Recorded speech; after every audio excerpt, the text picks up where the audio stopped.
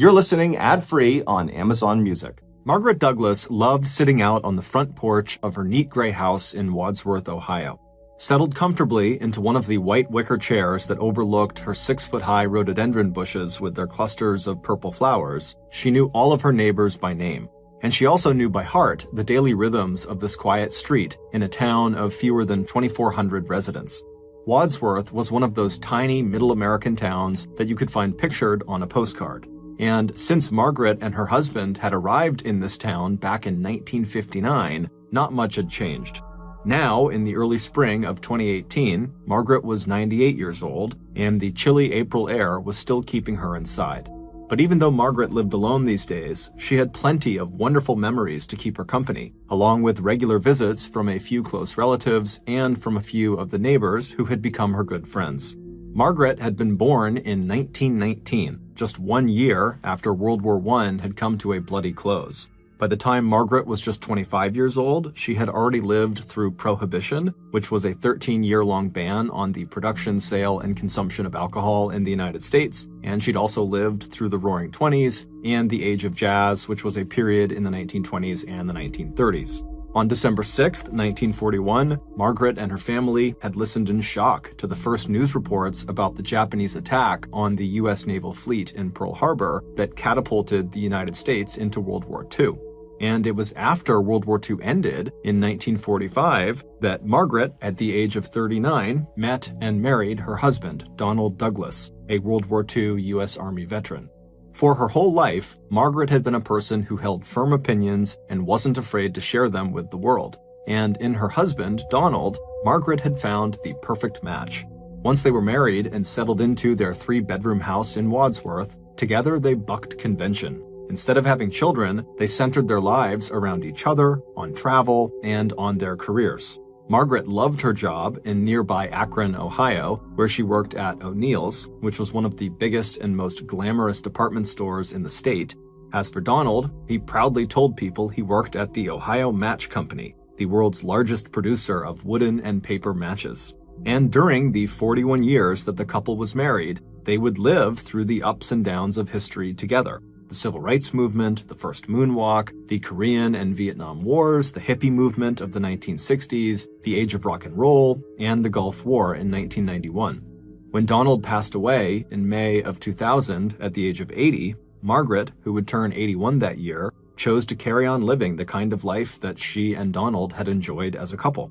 Her first decision was to remain right where she was, living in the house at 359 Portage Street in Wadsworth that held so many happy memories for her and her late husband. She might not have Donald by her side anymore, but, as her nephew Howard Leisure and his wife Cindy knew, Margaret had never been a quitter, and she'd always had this wonderful appetite for life. Over the next couple of decades, Margaret, who was now a widow, spent most of her time socializing with friends or gardening or reading books or watching TV, and she also spent a lot of time watching from her front porch one procession after another of neighborhood kids growing from toddlers to teenagers. Even in 2018, when Margaret was 98 years old, she still kept busy and enjoyed good health. Despite spending more and more time inside of her home, she still cared very much about her physical appearance, she kept up with the news, and she still very much looked forward to her regularly scheduled appointments with her hairdresser. Margaret's philosophy on life was simple. The world changed, and so she needed to change right along with it. On the morning of Thursday, April 5th of 2018, Margaret woke up and made her way to the front door to collect her newspaper. When she opened the door, she saw gray clouds in the sky and felt the chilly spring air blow across her face. She could already tell she would not be spending any time outdoors that day. Her body just could not handle the cold anymore. So, after getting dressed and eating her breakfast, Margaret sat in her favorite armchair in the living room and read a book and also watched some TV. She made 2 more light meals for herself that day, taking her time after each one to wash and dry her dishes, and she also set aside a few bills and notices that she knew she would need to get to in the next couple of days. As it grew dark outside, Margaret climbed the steps to the second floor of her house and got herself ready for bed. After washing up and putting on her nightdress, she went back down the stairs and curled up on the couch to read a bit more of her book and catch a little more TV before going to sleep. A little while later, as snowflakes fell outside of her window, Margaret decided that she was so cozy right there in her warm living room that she would just sleep down there on her couch that night. After turning off the TV and setting her book on the table nearby, Margaret snuggled down into her pillow and closed her eyes. Before she actually fell asleep, it hadn't even crossed her mind to get up and go make sure the front and back doors of her house were locked. She had lived in that house for more than 70 years and had stopped locking the doors a long time ago. 3 days later, at 9 a.m. on Monday, April 9th, the Wadsworth Police Department got a call from Margaret's nephew, Howard Leisure, who lived in a town just outside of Wadsworth about 40 minutes away. Howard told police that the day before, one of Margaret's neighbors had noticed newspapers were piling up against her front door, and when he, Howard, had tried calling her, she had not picked up, and considering her age, he was concerned about her. So, police immediately sent a patrol officer to 359 Portage Street for a welfare check. When officers arrived at Margaret's house, they found the front door was unlocked, so they stepped inside the residence and called out for Margaret, but the house was silent. They began searching the property, but there was no sign of a disturbance, nor was there any sign of Margaret, except that her walker, which she took everywhere with her, was still neatly tucked behind a well-used armchair in the living room. Finally, after searching the whole house and finding nothing, the police called back to their station and filed a missing person report. Then, the police who had done the search contacted Howard and his wife to inform them of the situation and to ask them to come to Wadsworth to assist in the search for Margaret. While police waited for Howard and Cindy to arrive at the house, they spoke with some neighbors who had gathered outside, and they would tell the police that the last time they had actually physically seen Margaret was a few days earlier on Thursday, April 5th. By late afternoon, Howard and Cindy had arrived at Margaret's house, and after speaking with police, they quickly walked up the front stairs and into Margaret's home. Inside, the first thing that Howard noticed was that the small red wallet that his aunt always carried with her or left on the little table next to her favorite armchair was missing. And a few minutes later, Howard opened the small downstairs closet, thinking maybe Margaret had left the wallet inside of a coat pocket that was hung up inside of that closet. But instead of finding Margaret's clothes hung neatly on hangers like they would normally be, the closet was a jumble of clothes piled on top of his aunt's vacuum cleaner on the ground. Peeking out from the bottom of the pile, Howard spotted one of the slippers his aunt often wore. Stooping down, Howard reached out and he grabbed it. Seconds later, the police and Cindy would hear Howard let out a scream of pure horror. They ran from the living room and found Howard on the ground, recoiling in shock and pointing at the open closet in front of him. Within minutes, there were dozens of police and emergency vehicles outside of 359 Portage Street. As neighbors looked out their windows to see what was happening on an otherwise cold and quiet Monday evening, a patrol officer was already blocking off the perimeter of Margaret's property with bright yellow crime scene tape. Inside, other officers wearing gloves and crime scene gear were gathered around the open door of that tiny downstairs closet, while Howard sat in another room, his wife's arm wrapped around his shaking shoulders while she tried to comfort him. When Howard had tugged on his aunt's slipper, he had felt a foot still inside of it. Moments later, police would discover Margaret's body, all but naked, crammed inside of this little closet underneath the pile of clothes. Her head, face down, was wedged into the back corner of the closet, while her backside was up in the air, her knees bent underneath her at a sharp angle. Margaret was deceased, and based on the condition of her body, it was obvious she had been the victim of a violent homicide. Within hours of discovering Margaret's body, investigators were combing Margaret's property looking for clues, and it wasn't long before they found their first important piece of physical evidence. It was a single food service-type plastic glove with small traces of blood on it, and it looked like someone had recently dropped it in Margaret's backyard. But other than this glove, which was quickly sent off for testing, the police did not find anything else on the property that could help explain what had happened to Margaret or who was responsible for the attack. While patrol officers spread out around Margaret's neighborhood to talk with residents about any unusual activity or people in the area, detectives began considering possible motives for the crime. At first, it seemed like this had been a robbery because Margaret's red wallet was missing, but it would turn out that wallet was the only thing missing from Margaret's house, and it only contained a little bit of cash and some credit cards that had not even been used since Margaret was last spotted on Thursday, April 5th. So with robbery more or less ruled out, police began to wonder if, Margaret had enemies that might want her dead. But everyone the police spoke with said the same thing. Margaret got along with everyone. No one would want to hurt her. And so, with no obvious motive or suspect, the police simply began investigating everyone who was close to Margaret. They started with Howard and Cindy, but they were both quickly ruled out using their cell phone data. Police would also speak to other family members and friends, and they too would all be quickly ruled out as well. But when they started interviewing neighbors and former neighbors, one person stood out. His name was David Klinkenbach, and even after moving from the house next to Margaret's to a new address 2 miles away, David had continued to be the person who checked up on Margaret most frequently. He'd stop by her house a couple of times a week, and he helped take care of her weekly trash collection, moving her garbage containers to and from the street on trash day. Right after Margaret's body had been discovered, police had actually called David's home because they had been told he was close with her and so they wanted to speak to him, but he had not answered. Instead, police found him right outside of her house, pacing around chain-smoking cigarettes and telling anyone who would listen that he was very nervous about his fingerprints being all over the inside of Margaret's home. When police spoke to him, he obsessively asked them how was the investigation going so far and what had they discovered inside of the house. So, feeling very suspicious of David, the police would bring him into the station for questioning, and pretty much right away, David began looking more and more suspicious. David seemed to have information about details of Margaret's death that had not been widely shared, like where exactly in her house she had been found and what she was wearing, and when answering police questions about how well he knew Margaret, David also surprised investigators with random comments on Margaret's appearance and the fact that, especially earlier in her life, she had been a very attractive woman. But by the end of Wednesday, April 11th, so 2 days after the discovery of Margaret's body, David would be ruled out as a suspect.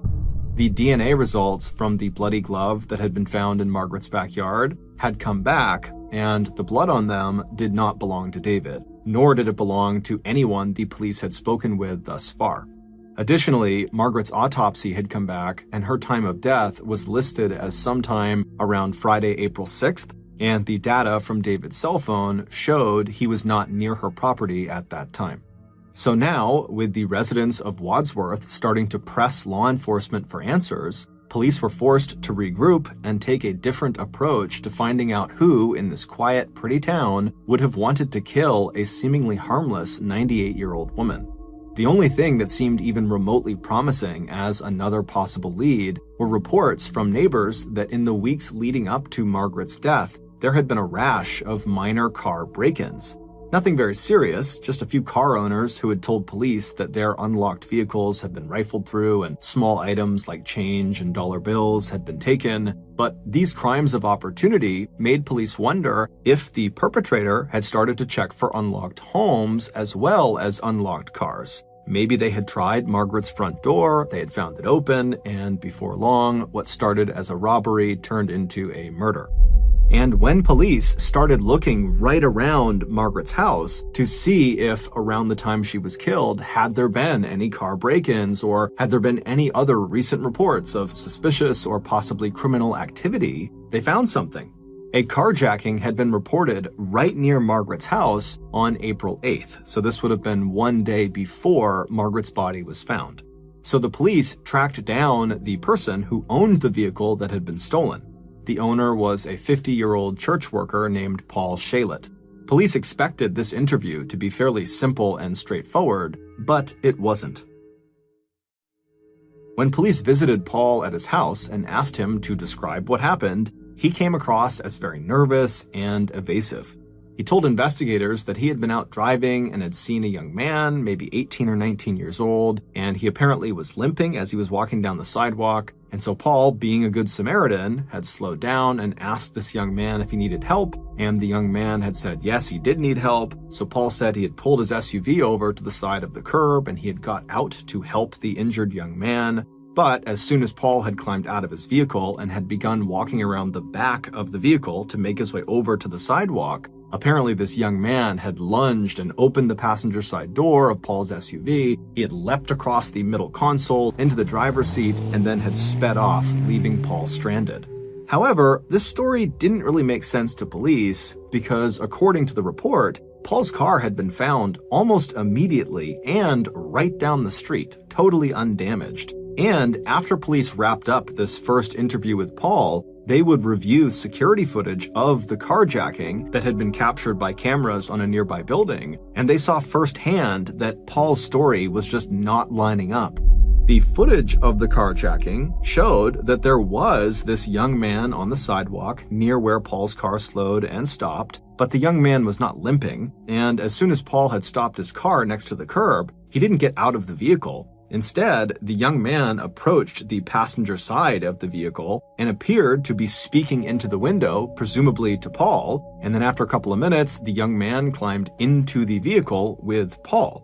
And then a few minutes later, Paul would suddenly jump out of the car, and the car, with the young man still inside of it, would take off down the road.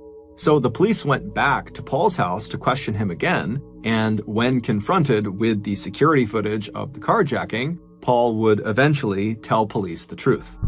It would turn out the carjacking actually started as an encounter that Paul had set up using the social networking site Grindr that caters to people who identify as gay, bi, trans, and queer. According to Paul, he and the young man had met as planned and had begun a sexual encounter inside of Paul's SUV. But then, according to Paul, the young man, quote, snapped. And then a few moments later, the young man had overpowered Paul, forcing him out of the car onto the road, and then the young man sped off, leaving Paul standing there in the middle of the street. And then when the car was recovered later that day down the road, the young man was not found. When asked by detectives to provide contact information for this young man/carjacker, Paul would tell them that he was so embarrassed about what had happened that he had actually deleted all remnants of this young man from his phone. Meaning he had completely deleted his Grindr account and so could not recover it, and he also had deleted the contact information for this young man that he had stored directly on his phone. So with no way of finding or identifying this carjacker, the police were forced to just wait and hope this mystery carjacker eventually turned up. A few days later, on Friday, April 13th, roughly 1 week after Margaret was killed, the Wadsworth police got a call from a local construction site reporting that someone had broken into one of their trailers. When investigators arrived at the scene of the break-in, the first thing they did was search the area. And behind the trailer that had been broken into was a cell phone lying in the dirt. The police would quickly unlock the phone and discover that its owner was a teenage boy whose name was already very familiar to Wadsworth police, Zach Thronson. Zach was a troubled young man who had previously gotten in trouble for petty theft as well as breaking into people's cars. And so naturally, the police thought Zach not only must have robbed this construction site, but almost certainly had to be the mystery carjacker they were looking for. And if that was true, maybe Zach had something to do with Margaret's murder. When police tracked Zach down, they found him asleep in his car in the parking lot at a local high school, and when they looked in the driver's window at him, police immediately noticed that his knees were all cut up, and these cuts looked recent. Waking up to see police tapping on his car window, Zach was nervous as well as startled, but he quickly agreed to come into the police station to answer a few questions. Initially, Zach denied that he had anything to do with the break-in at the construction site, but once police showed him his cell phone and they told him where they had found it, Zach's shoulders slumped and his head fell forward as he gripped his knees, and he took a deep breath as he stared at the floor, and then when he looked up again at the detectives, Zach sighed and said, "Okay, yes, I was at the construction site last night." But when investigators asked him if he had also committed the carjacking 5 days earlier, Zach seemed to perk up and said, "No, I really have no idea about that. I definitely did not steal anyone's car." And when police dug into this and really put him on the spot about it because they didn't really believe him, Zach stuck to his story and said, "Look, I've committed other robberies, but not this one." The police eventually believed him and just asked him point blank, "Okay, well, did you have anything to do with Margaret's murder?"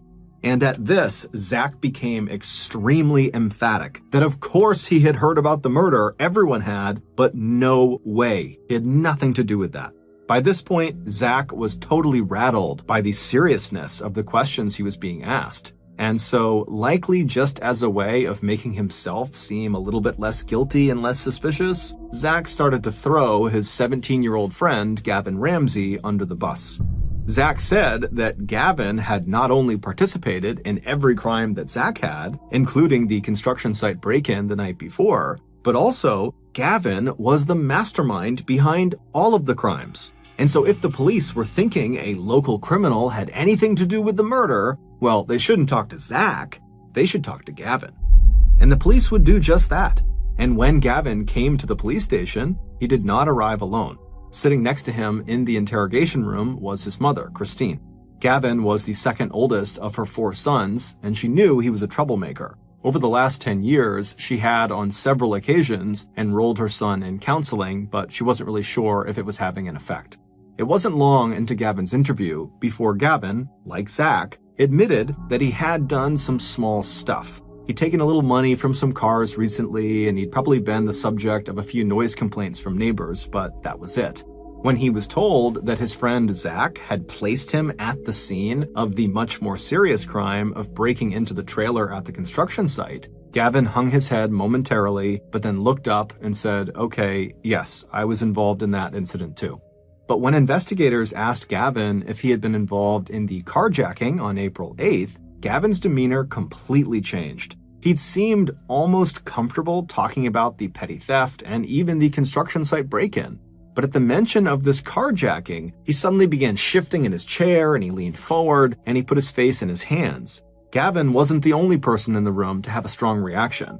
After hearing about this carjacking, Gavin's mom looked at her son and said, "Carjacking? Really?" But once detectives began describing some of the details of the carjacking, how it had started with a sexual encounter between the carjacker and the victim, Paul, Christine suddenly became far less worried that her son had potentially committed a carjacking, and now was just worried that he had been potentially sexually assaulted during the carjacking. It was at this point, when his mother was really starting to get upset, that Gavin actually asked one of the investigators if he could just speak to them alone for a few minutes. And so, reluctantly, his mother and a patrol officer who had been in the room as well would leave the room, and then once Gavin was alone with the detectives, he would admit that, yes, he was the mystery carjacker. However, he wanted to correct a detail about that story, and he didn't want his mother to hear it.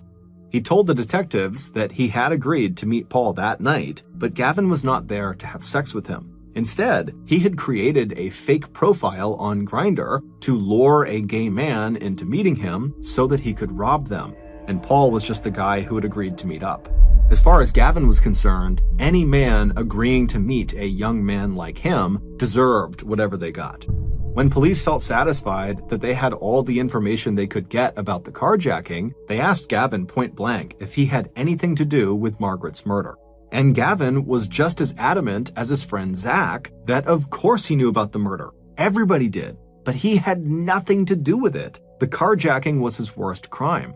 Eventually, the detectives felt like they had gotten all the information they could from Gavin, and so they called his mother back into the room so they could release him. When she came back inside, the police told her that she and her son were free to leave for now, but before they left, the police would like to have a look at Gavin's cell phone. There was some information on there that could confirm some of the things he had told them, and so could she, his guardian, sign a consent form allowing them to do that.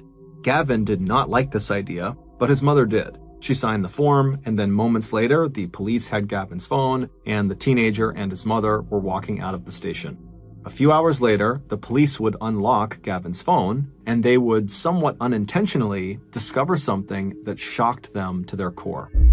Based on what they found on Gavin's phone, and on evidence that police would uncover over the next 72 hours following their conversation with Gavin, here is a reconstruction of what happened to 98-year-old Margaret Douglas on the day she died, April 6, 2008.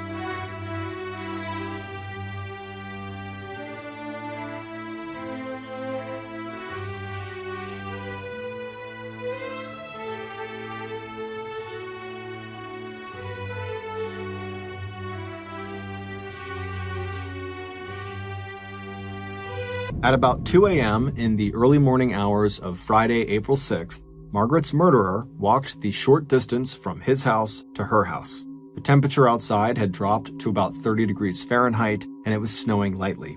Margaret's street was a quiet one, each house separated from the curb by a wide strip of grass and a sidewalk, each house separated from its neighbor by a driveway leading to a detached garage. As the murderer reached the edge of Margaret's property, he looked in all directions to make sure no one was watching him, and then he quickly slipped down her driveway around to her backyard. Once there, he stepped up to the back door and peered through the glass. Inside, he could just make out the gleam of the metal sink set into the counter on the kitchen wall opposite him. Then he quietly turned the knob with a gloved hand. As he had hoped, the door was open, and a moment later, the intruder had stepped inside, out of the falling snow and the chilly air. After pausing for a minute to let his hands warm up and to look around and get his bearings, the intruder pulled his cell phone out of his pocket.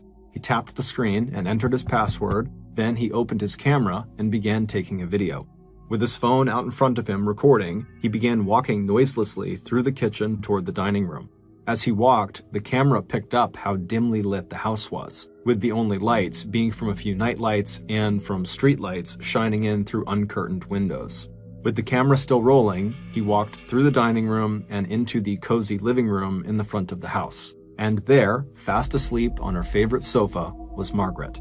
She was dressed in slippers, a nightgown, and robe, her white hair arranged in short, neat curls around her face. The intruder stood there quietly for a few minutes, just drinking in the sight of her through the lens of his camera. Then, moving soundlessly around the blue-carpeted room, he began taking a series of videos of Margaret from different angles and different vantage points, listening all the while to her gentle, steady breathing. He felt a rush of excitement as he imagined the moment when he would wake her up and she would see him standing there in her house in the dark for the first time. With that thought in mind, now standing off to the side behind a nearby armchair, the intruder made his first deliberate noise. A cough.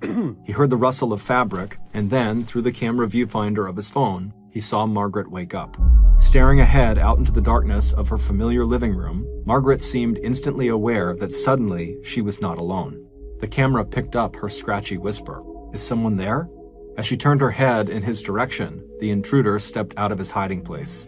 As he did, his camera caught an image of Margaret's face, the look of shock and fear as she realized that she'd been right, that she wasn't alone, that someone was in the room with her. But before Margaret could raise herself from the couch, the intruder stepped closer to her.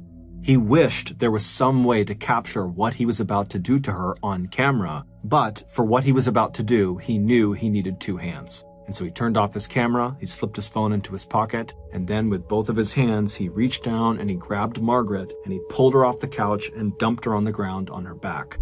And then he stepped on top of her and then crouched down, straddling her chest, and then he reached down and he put two hands around her neck and he began to squeeze. He knew there were many other ways to kill someone, but he didn't want to use a weapon that would put distance between him and his victim. He wanted to be there up close when they died. He wanted to feel them when they died. And so with his hands wrapped around her neck, he began squeezing harder and harder and harder, and as he did, Margaret began to fight back.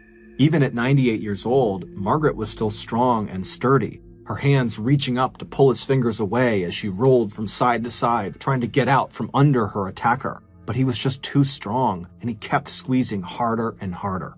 As soon as Margaret started to go limp from a lack of oxygen, the killer released her neck. Barely alive and barely breathing, Margaret had no strength left to try to get away, so she just laid there on her back, still. As she did, her killer, who was still straddling her chest, looked down at her with immense pleasure. Then he balled each of his gloved hands into fists and began punching her face over and over and over again. It was only after it was obvious that Margaret was already dead that her murderer finally leaned back and let his arms drop to his sides while he tried to catch his breath. Once his heart rate had slowed, Margaret's killer got back up onto his feet, and then he dug his phone back out of his pocket.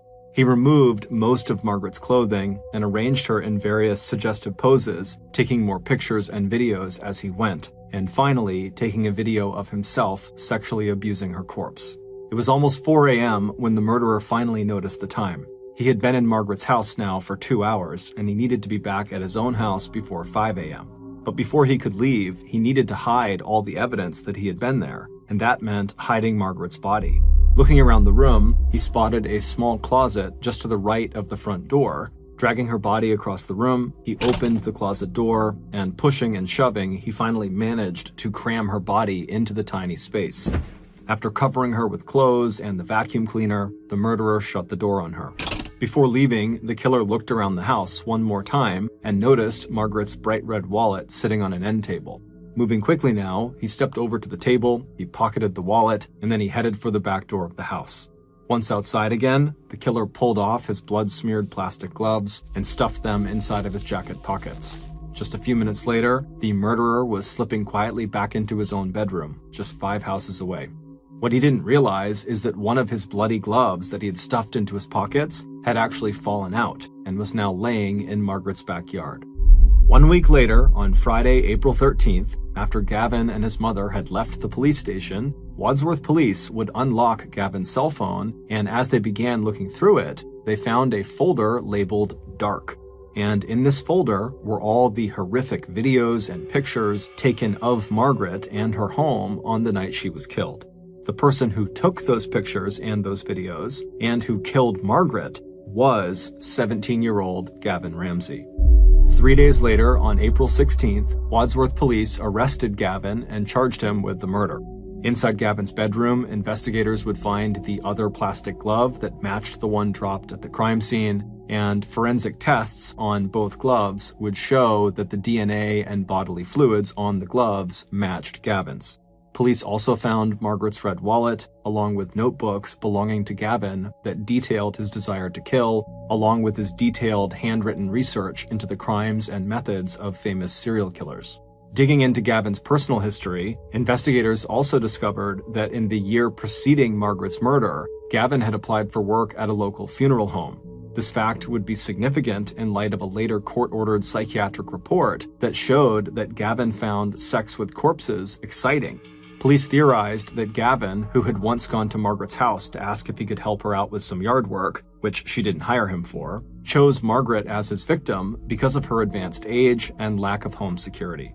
In November 2018, 7 months after Margaret's murder, Ohio state prosecutors won a legal ruling that would allow the videos and images from Gavin's cell phone to be used as evidence against him in a public trial where Gavin would be charged as an adult. In response to this ruling, Gavin avoided a public trial by pleading no contest to 9 charges that included aggravated murder, aggravated burglary, kidnapping, and gross abuse of a corpse. Although Gavin's mother, Christine, told the judge at a sentencing hearing on January 4, 2019, that Gavin's aggressive behavior and poor judgment were caused by his pediatrician misprescribing the antidepressant Zoloft that Gavin was taking at the time of the murder, the judge ultimately sentenced Gavin to life in prison at Grafton Correctional Institution, an adult facility located 40 minutes to the northwest of Wadsworth. On Monday, April 16th, the same day that Gavin was arrested and charged with the murder, 98-year-old Margaret Douglas was laid to rest right beside her husband Donald on a quiet grassy slope in the Ohio Western Reserve National Cemetery. On her headstone, it just reads, "In God's hands, in our hearts."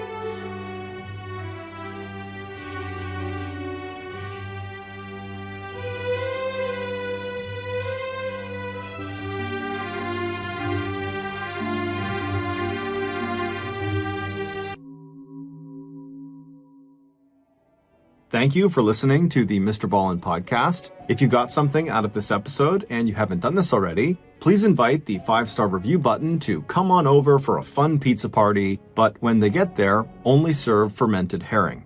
Also, please subscribe to the Mr. Ballin podcast on Spotify, Apple Podcasts, Amazon, Google, and anywhere else you get your podcasts. This podcast airs every Monday and Thursday morning, but in the meantime, you can always watch one of the hundreds of stories I have posted on my YouTube channel, which is just called Mr. Ballin. If you want to get in touch with me, please follow me on any major social media platform and then send me a direct message. My username on all platforms is just @MrBallin, and I really do read the majority of my DMs. Lastly, we have some really cool merchandise, so head on over to shopmrballin.com to have a look.